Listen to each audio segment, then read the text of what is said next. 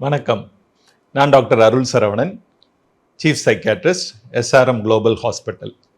இப்போ சமீபமாக பல செலிப்ரிட்டிஸ் தங்களுக்குள்ள சில மனநல பிரச்சனைகளை பற்றி வெளிப்படையாக பேசியிருக்கிறாங்க. உங்களுக்கே தெரியும். அதில் நாம் இன்றைக்கி பார்க்க போகிற விஷயம் ஏடிஹெச்டி. ஏடிஹெச்டினா என்ன? Attention deficit hyper active disorder R hyper kinetic disorder. அதில் பேரில் இருக்க மாதிரியே இந்த குழந்தைகள் ரொம்ப ஹைப்பர் ஆக்டிவாக இருப்பாங்க.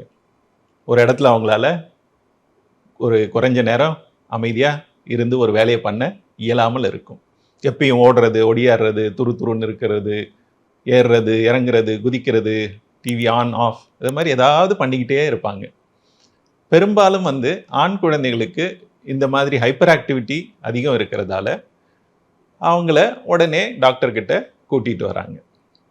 பட் சில சமயங்களில் பெண் குழந்தைகளுக்கு அவ்வளோ ஹைப்பர் ஆக்டிவிட்டி இல்லைனாலும் இன்அட்டென்ஷன் அப்படின்னு சொல்லக்கூடிய விஷயம், அதாவது கவனமின்மை ஜாஸ்தி இருக்கலாம். ஏடிஹெச்டியில் 3 விஷயம். ஒன்று ஹைப்பர் ஆக்டிவாக இருப்பாங்க, ரெண்டாவது இம்பல்சிவாக இருப்பாங்க, அதாவது அவங்களுக்கு தோணின விஷயங்களை உடனே சொல்கிறது, தோணுனதை உடனே செஞ்சுறது, அவங்கள தங்களை கட்டுப்படுத்திக்க இயலாது. 3வது விஷயந்தான் நான் சொன்னேன், இன்அட்டென்ஷன்.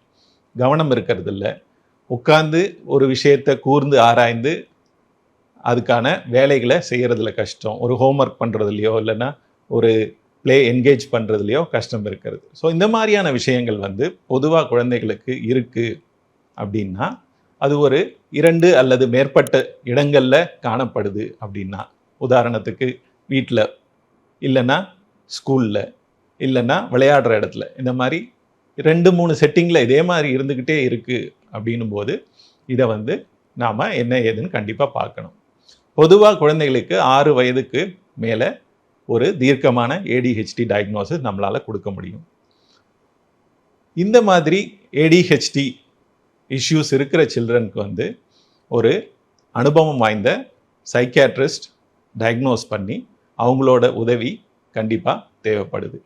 அது மட்டும் இல்லாமல் டெவலப்மெண்டல் பீடியாட்ரிக்ஸோ, கிளினிக்கல் சைக்காலஜிஸ்ட்டோ, இல்லை ஸ்பெஷல் எஜுகேட்டர்ஸோ அவங்களோட தேவைகளுக்கு ஏற்ப என்ன வேணும் அப்படிங்கிறத முடிவு பண்ணி அவங்களுக்கு உண்டான உதவிகளை நம்மளால் செய்ய முடியும். குழந்தைகளை நாம் மிரட்டுறதாலேயோ அடிக்கிறதாலேயோ இல்லை பனிஷ் பண்ணி திருத்தணும், அவங்கள மாற்றணும் அப்படின்னு எதிர்பார்க்கறதுனாலையோ அவங்க மாற மாட்டாங்க. இந்த விஷயத்தை தயவுசெய்து கவனத்தில் எடுத்துக்கோங்க. நன்றி.